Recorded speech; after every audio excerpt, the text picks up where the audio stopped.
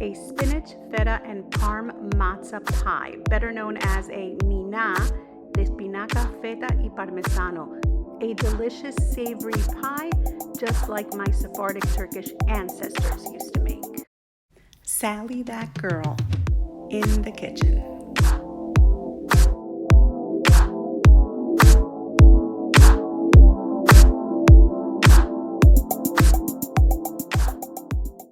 Hi everyone, and welcome to another episode of Sally, that girl, in the kitchen. In today's episode, I'm going to teach you how to make a spinach, feta, and Parm Matzah Pie. Yes, a Mina de Espinaca, Feta y Parmesano. So Mina, you're probably wondering what on earth that is. So a Mina is what my Sephardic-Turkish grandparents who spoke Ladino would have called this type of dish. So if you're familiar with my channel and my recipes, you may have watched some of my borreca or even my tapada videos. So a Mina is very similar to a borreca, or even more so to a tapada, because a tapada is made with homemade dough and you have a top layer of dough on the pie and another bottom layer underneath, and in between a delicious filling. Today we're going with spinach, feta, and parm. So the difference is, of course, on Passover we cannot use conventional leavened flour. So instead, my grandparents, in their infinite wisdom, came up with a way to still have those delicious flavors of their favorite tapadas and borrecas, but using matzah instead. So I'm going to teach you how I prepare my matzah to make a delicious mina that stays together, does not crumble, can be cut in slices, and is perfection. Of course, I make a ton of varieties, but I started with this one because this one is one of my favorites.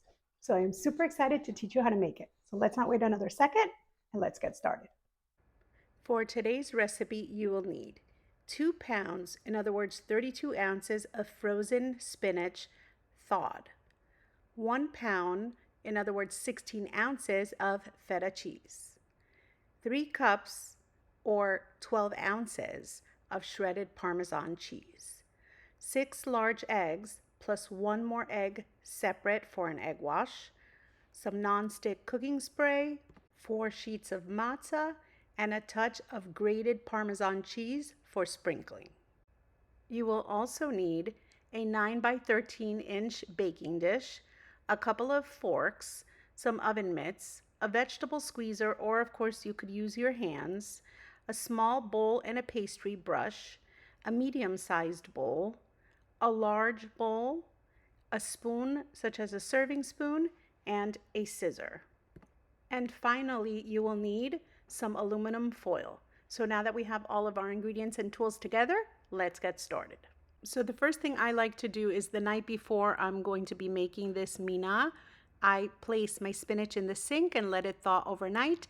Or if I'm making it later on in the day, I place it in the sink in the morning so it's ready for me later in the evening. So this recipe calls for 2 pounds, in other words, 32 ounces of spinach.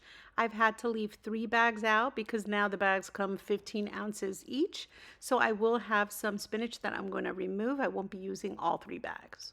So now my spinach has had a chance to thaw, and what I'm going to do is I'm going to be using this vegetable press to remove the water from my spinach, because I like to be able to get all of the water out of the spinach. So of course, can you use your hands? Yes, I have in the past, but ever since I discovered this tool, I actually feature it in my Amazon shop in my Sally, that girl in the kitchen must-haves.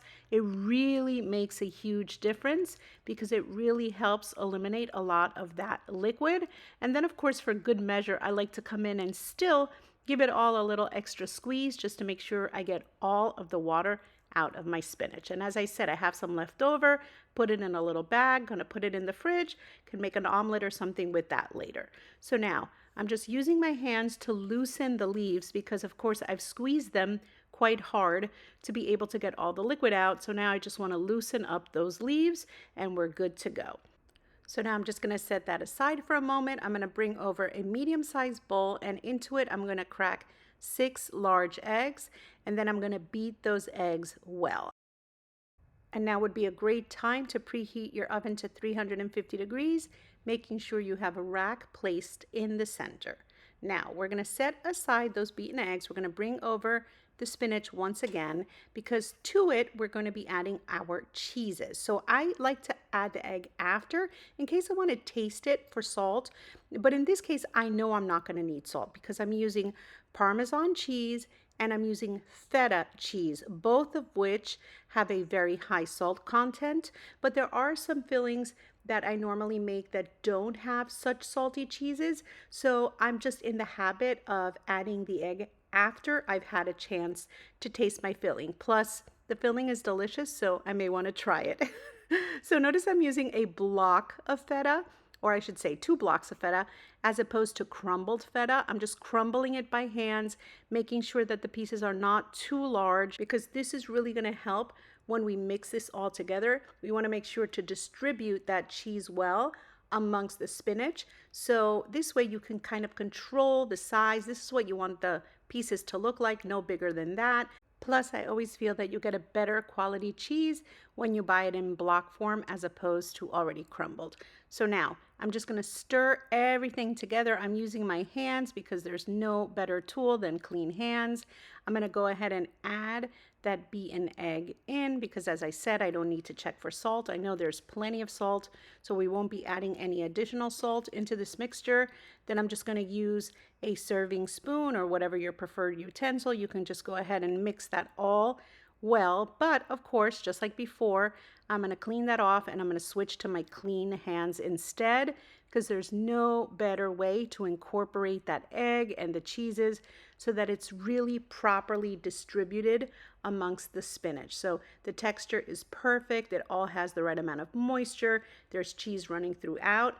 We're good to go. This is what you want your filling to look like. So now, once you've combined all of the ingredients, we're now just going to place our spoon in there and set this aside. Now you want to grab your 9 by 13 inch baking dish. You want to give it a nice spray with non-stick cooking spray. You want to make sure you get the corners and the sides so that these slices come out beautifully and they do not stick. And then once you've sprayed that well, we're moving on. So now we're going to work on our matzah. So I'm using regular matzah, not egg matzah, although you can.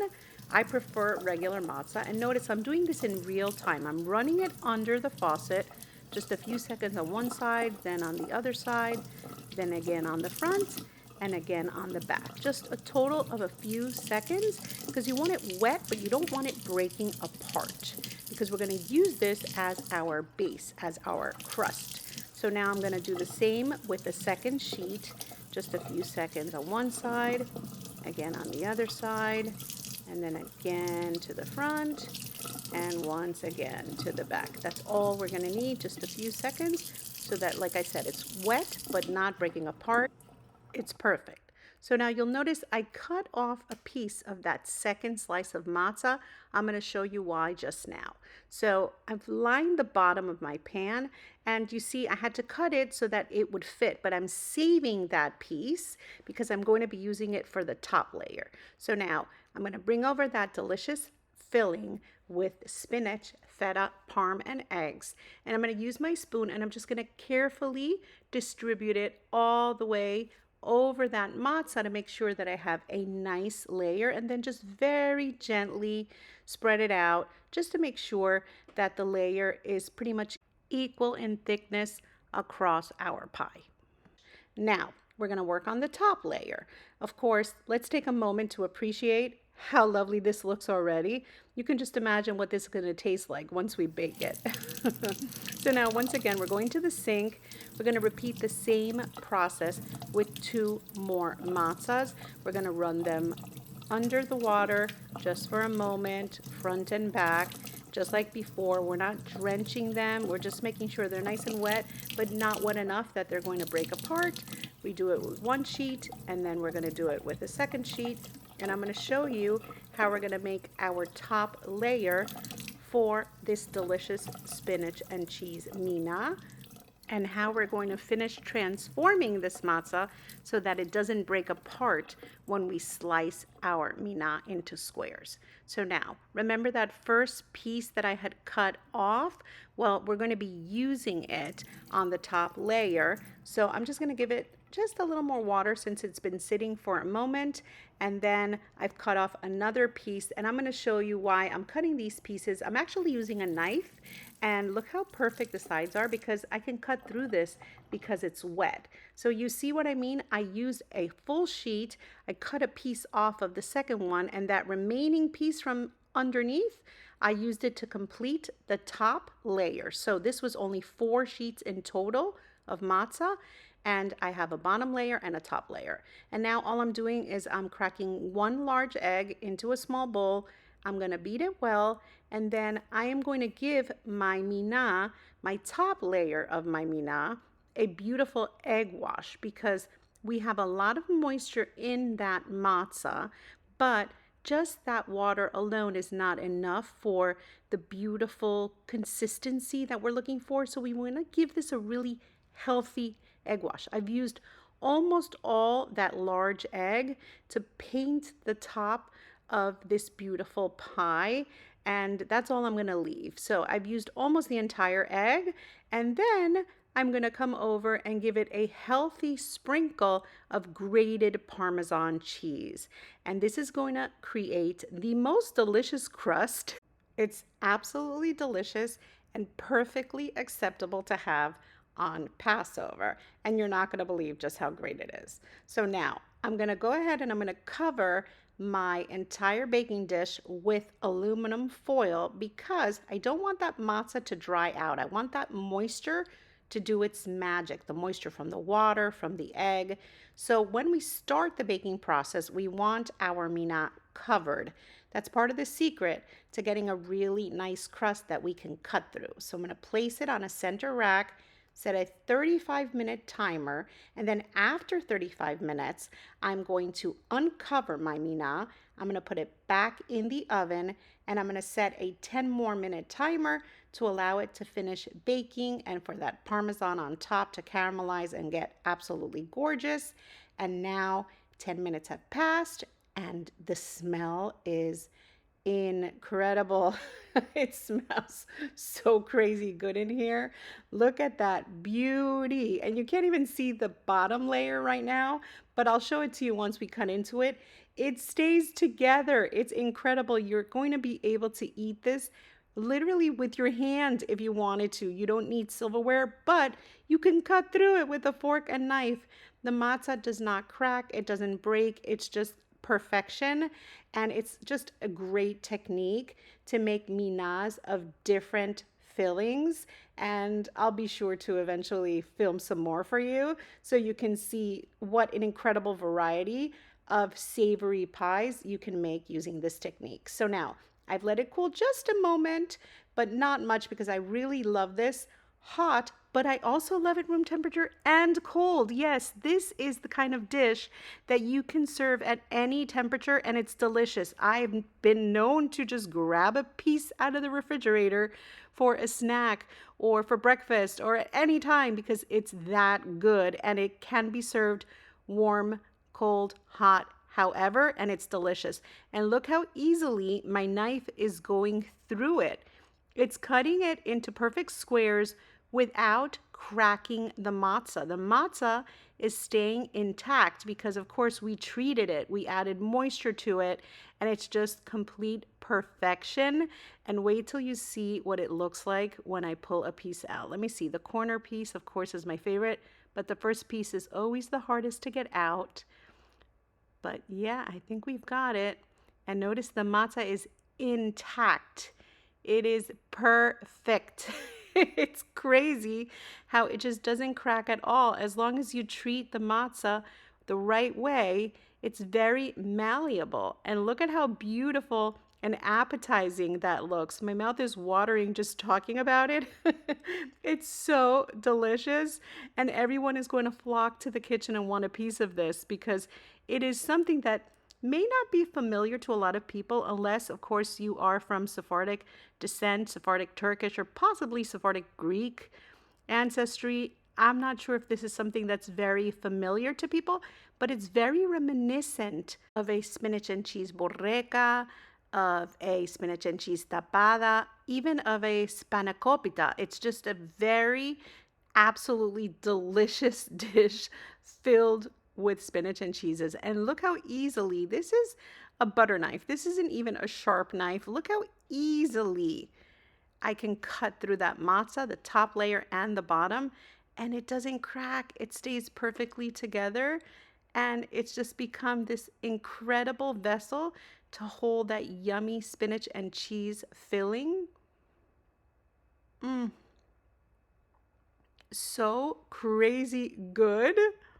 This is truly one of my favorite Passover dishes to make, to eat. It's just absolutely savory and yummy, and it's just so much fun. It's a matzah pie, and anyone who's ever tried it just absolutely falls in love because it's that tasty, super yummy, and it's just great for any time of day as a meal, as a snack, with a salad. It's just complete perfection.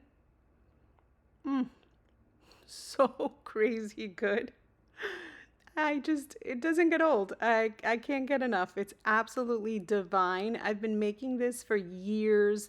And of course, my mom, my grandmothers, I mean, this is something we've had in our family for generations. And you can even hold it. You see, I don't even need to use a fork and knife, which makes it the perfect finger food or a perfect lunch or just a go-to snack during Passover and anytime. So good. So how crazy good does this spinach feta and parm Mina, now you know the real name, matzah pie Mina, look? It is divine, and the video does not do it justice. It is so flavorful with that feta, parm, and spinach filling. Mm-mm-mm. It's super satisfying, and of course is perfect for a dairy meal or for any time as a little snack because, as I said, you can cut it into squares. You can serve it cold right out of the fridge. Just grab a piece. Or you can, of course, eat it room temperature or warm it up. No matter how you serve it, it is so tasty, so delicious. And you saw it holds together just like a tapada would with that homemade dough that I would normally make. But instead, it's got matzah, but it's not brittle or dry because we've taken care of that matzah and prepared it in a way that it's perfect. It just is the perfect vessel for this yummy filling, but it doesn't crack or feel brittle. It's just absolutely divine. Trust me. No, better yet, don't trust me. You're going to have to try to make this recipe yourself. And of course, if you've enjoyed today's recipe, don't forget to like it, to write me a sweet comment, to share the recipe with your friends. I love it when you hit that share button and message this forward because this gives me lots of exposure. And this way, other people that may not know Sally, that girl in the kitchen, will get to know me. So I really appreciate when you do that. And of course, if you're not subscribed right here on YouTube, stop what you're doing, go over, subscribe, touch that little notification bell so that you get notified every time I put out a new, different, tasty, super yummy recipe video, which I do all of the time.